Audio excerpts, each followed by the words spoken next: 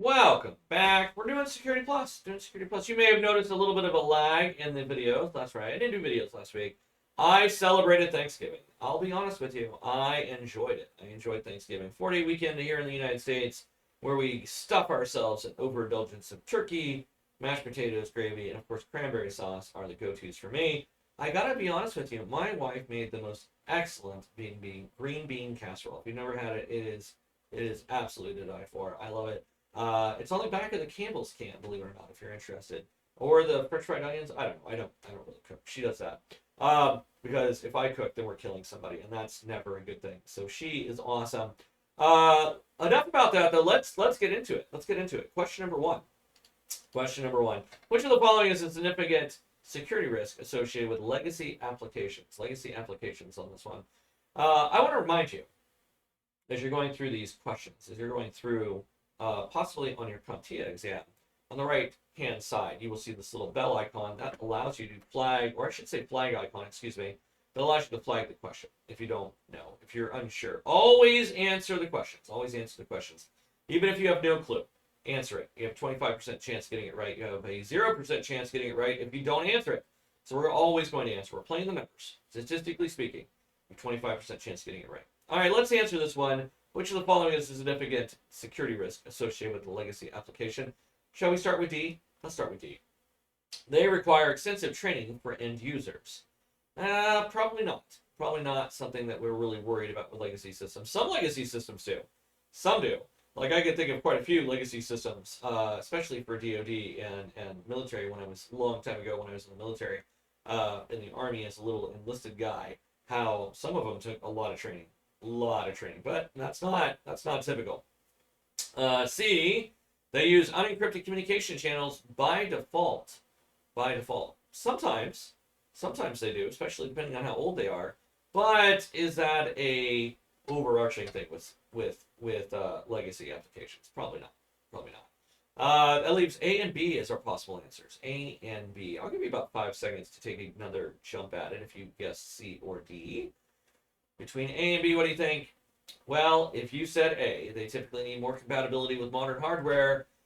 Sometimes, but not always. The correct answer is going to be B. They may lack vendor support, leaving vulnerabilities unpatched. And that's where the key is, right? In order to be legacy, it pretty much needs to lack vendor support, right? And that's where it really comes to play. They're no longer supporting it. That is the key feature of a legacy system. And so B is going to be a correct answer of that one. There it is. All right, number 2. What is the primary purpose of key exchange in cryptographic systems? I did not mean to bold it. But apparently I did. Key exchange in a cryptographic system. What do you think? What is the primary purpose of a cryptographic key exchange? Don't worry, we're going to explain this if you don't remember. But take a guess at it. What do you think? What do you think on this one? As always, we want to guess, even if we don't know the answer. Don't be one of those people that's going through these videos and being like, well, I'm studying for my exam and I don't know, so I'm just waiting for the answer. No! Don't take a guess. Even if you have no clue, take a guess. I want to remind you also, if you have no clue, you're going through your exam and you've got a hunch and you just guess and you're like, okay, don't go back and change it. Unless you have proof.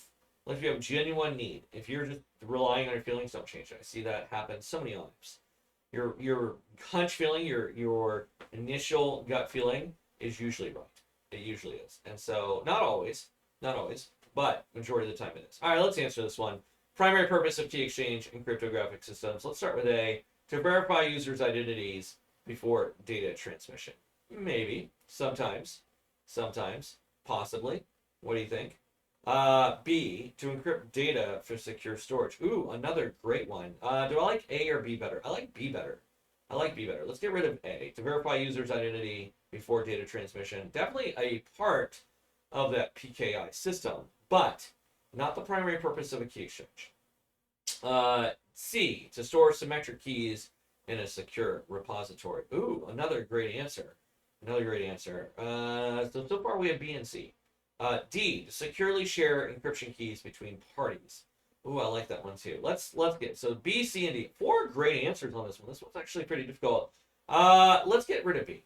To encrypt data for secure storage. I feel like that's an obvious one to get rid of. So it's really going to come down between C and D on this question. C and D. I'll give you about 5 seconds to take another stab at this one if you guessed A or B.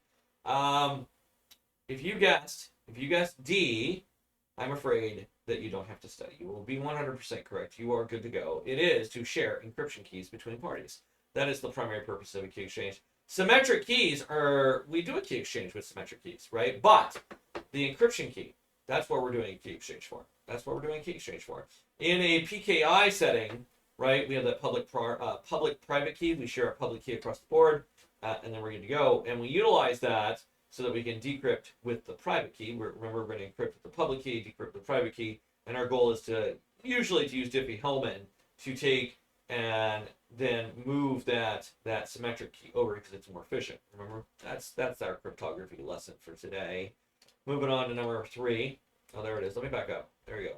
Boom, D. All right. How often does a worm differ? Or I'm sorry, how does a worm differ from other types of malware? Why is a worm different? How is it different? What do you think on this one? Worm. Who remembers worm? We're not talking about the IT term for worm. Write once, read many. That's not what we're talking. We're talking about the malware. We're talking about the malware. If we got Network Plus people here and they're like, it's write once, read many. No, that's not what we're discussing here. We're talking about the actual virus. We're talking about the malware. I guess I shouldn't say virus because that's not true. And according to CompTIA Security Plus, a worm is not a virus. All right, let's start with A, shall we? It requires user interaction to propagate. Well, that's a virus.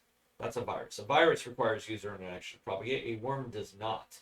It exploits system vulnerabilities to self-replicate and spread, possibly. I like that answer. C, it targets specific files to corrupt or encrypt them. That seems more like ransomware to me, right? Or cryptoware, depending on crypto malware. The other one, right? And then D, it requires an infected email attachment to initiate. Ooh, another good one. Does it require an email attachment to initiate? What do you think?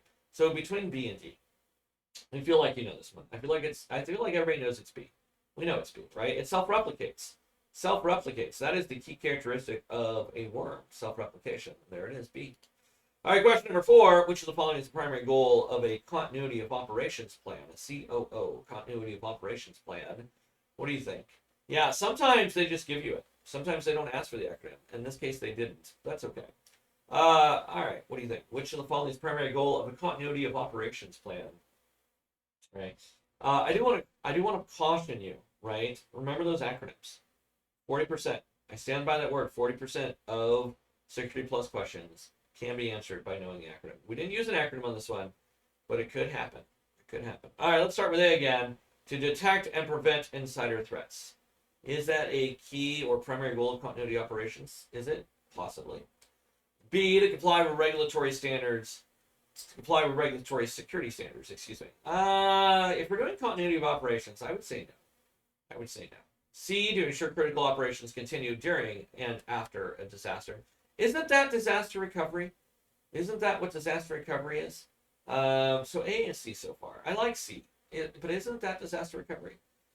D, to mitigate the impact of phishing attacks. I feel like that's a no. I feel like that would be like risk management or I don't know. Training would probably be best for mitigating phishing attacks.